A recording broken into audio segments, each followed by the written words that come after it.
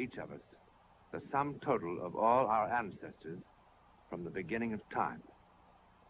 We are the carriers of their passions, love, hate, lust. Sometimes this vast inheritance is a gift, and sometimes a burden.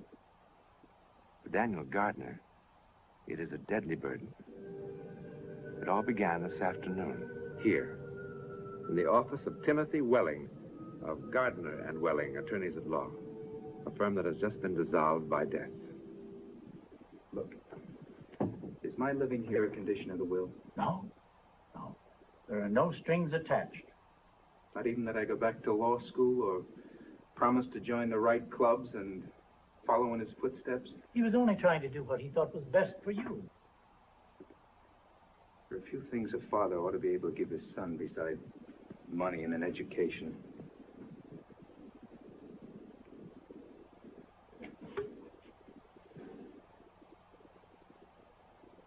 Where did you get this? There were some things from your father's office. I thought you might like to have them.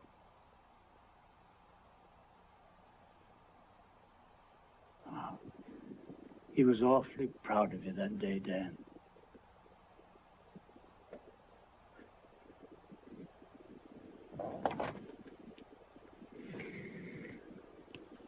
If he knew he was dying, why didn't he send for me? Pride. One of the stronger Gardner family traits. With him, it was stiff-necked self-righteousness. Always so correct. Dan, I know that being a father wasn't one of his more successful ventures, but it was the one he cared about most. And worked at least.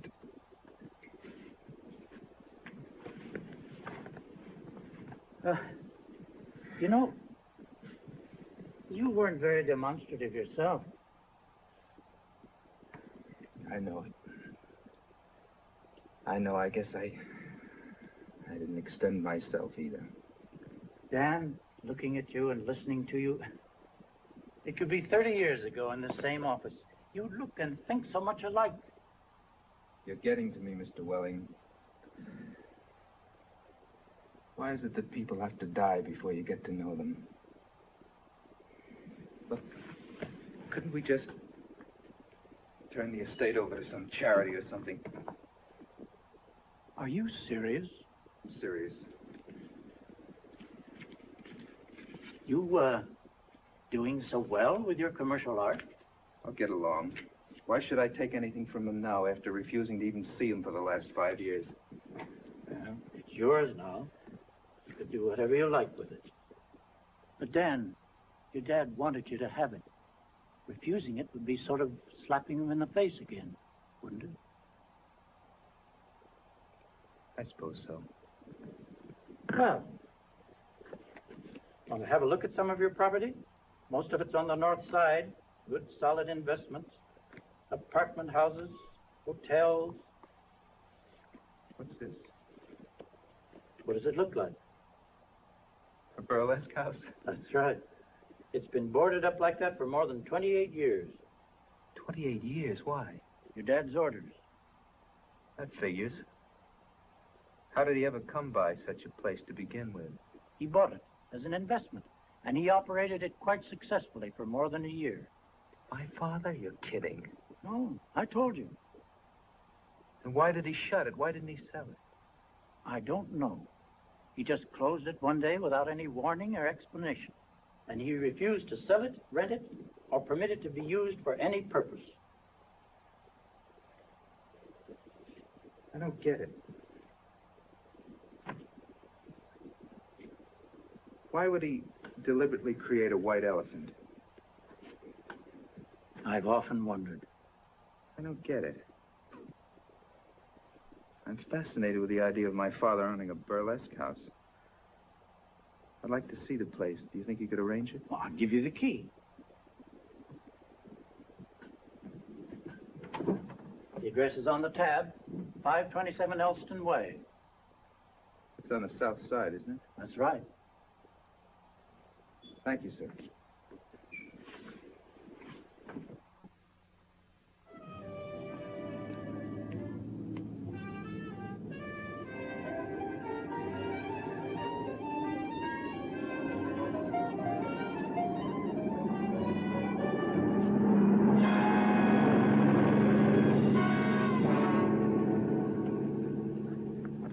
Are you all right?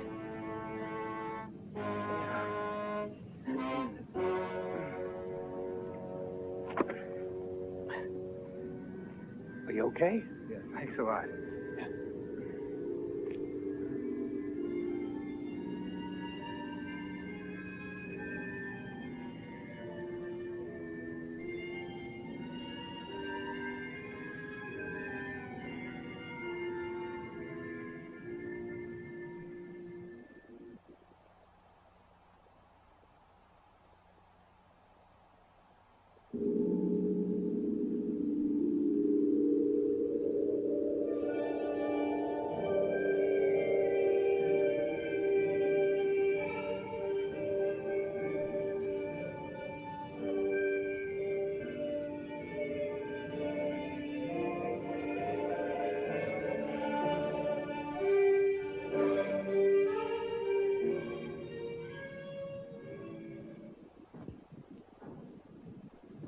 Pretty slow tonight, Mr. Gardner. Is it?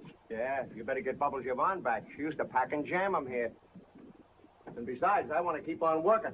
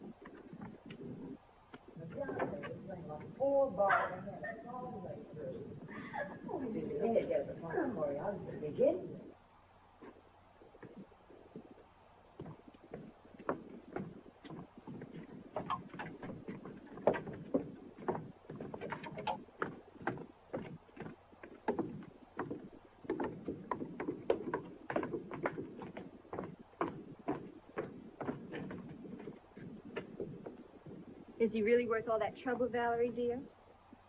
You know I wouldn't bother with anyone who wasn't, honey. Anyone I know? Could be. Like who? You could tell me. I don't dare. This shock might be too much for you. Really? How intriguing. But just what kind of shock do you mean? I mean you'd be shocked green, honey. Absolutely green. Good night.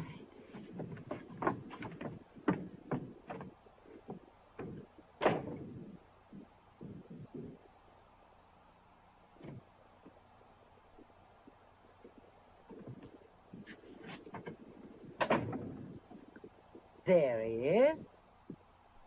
Have you been hiding, Philip? Waiting for everyone to leave so you could sneak in here like a little boy? I heard you baiting that girl. That wasn't very smart.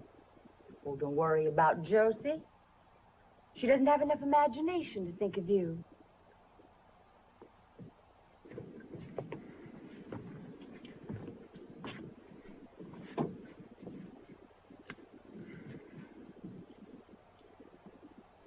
Don't you have better sense than to call me at my office? Well, I didn't think you'd want me to come up. Valerie, I don't know exactly what you've got in mind, but I went to the bank after you called. I have $5,000 in cash in my pocket.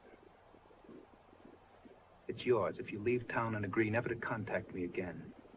Don't be silly, Philip.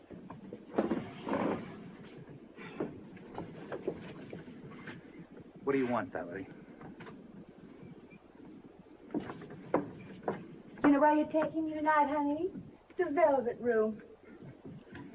You're out of your mind. We'd be in every column in town by morning. Mm-hmm. Seems like a good way to start things.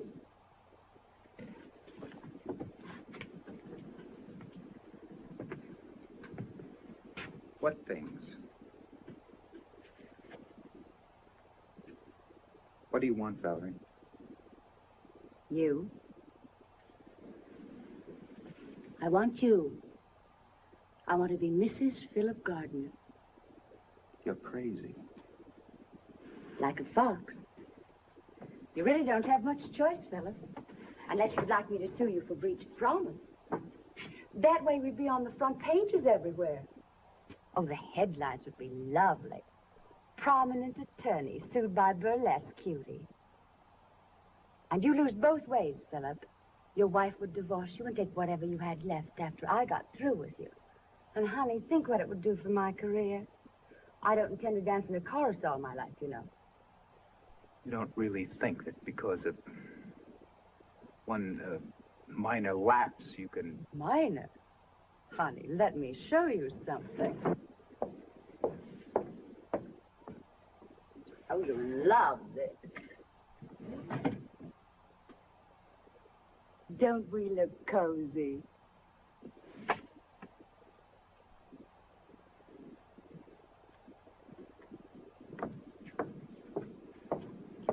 Of course, I still have the negative. I can have hundreds more. How did you get this? Well, a girl has to learn to take care of herself. Do you seriously think I'd divorce Lucille and marry you?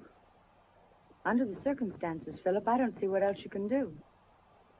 Actually, we ought to get along pretty well once you get used to the idea. We make a good combination, Phil. You're trash. I wouldn't marry you no matter what you had on me. I've racked my brain trying to figure out how you ever appealed to me in the first place. If you want to know the truth, you turn my stomach. You're cheap and common. Cheap and common. You're finished, Mr. Gardner. Through. And for a start, this ought to give your sweet, trusting Lucille something to dream about tonight. I'm going to ruin you, Philip, and I'm going to enjoy every minute of it. You're not going to ruin anyone. You're not going to ruin anyone. Do you hear me? Not a soul. Not a soul.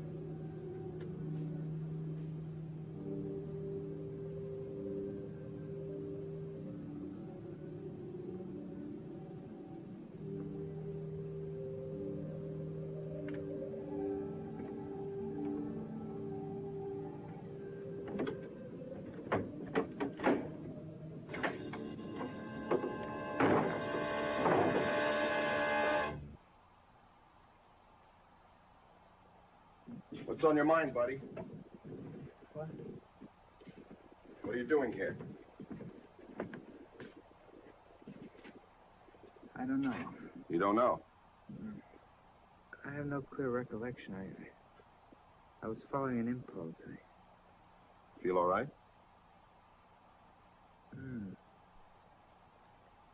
I do now.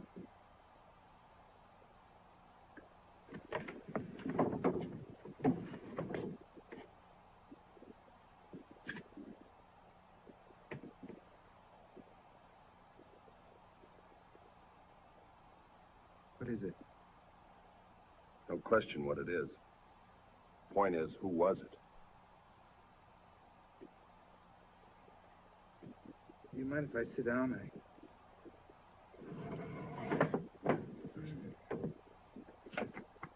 How about trying to make some sense? You knew what was in that trunk. No, I didn't. I swear it. I've never even been here before. How'd you get in the front door? My father's partner gave me the key. He's handling the estate. What estate? My father's estate. He left this theater to me. Looks like you inherited more than just a theater, buddy. Officer, how long would you say that girl's been in the trunk? Well, I'm no medical examiner, but she's nothing but bones. I'd say over 20 years anyway. Then this young man couldn't possibly be involved. That's not my responsibility. There'll be a lot of questions. Maybe the questions won't be necessary. Would you mind waiting outside just for a minute? Yeah, I guess that'll be okay.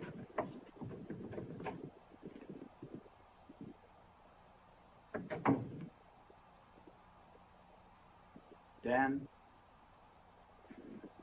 shortly after your father became seriously ill, he gave me a sealed envelope with instructions to open it only after his death. And only if it appeared that someone was about to be accused of a crime in connection with the theater. Sit down.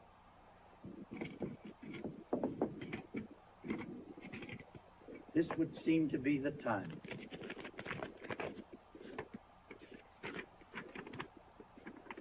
It's addressed to me.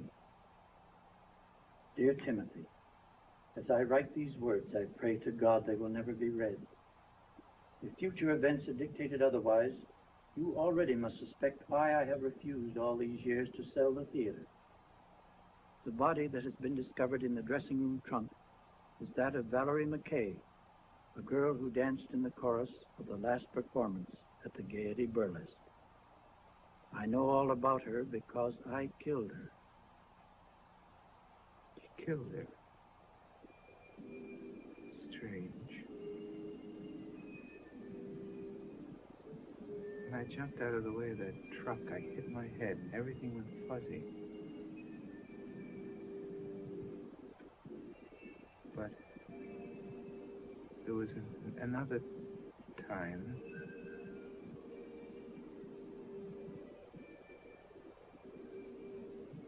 I remember going into the theater.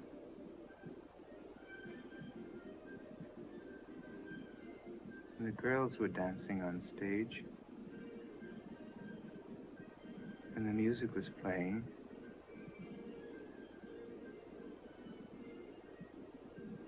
I remember. Remember. What happened to Daniel Gardner is called genetic memory.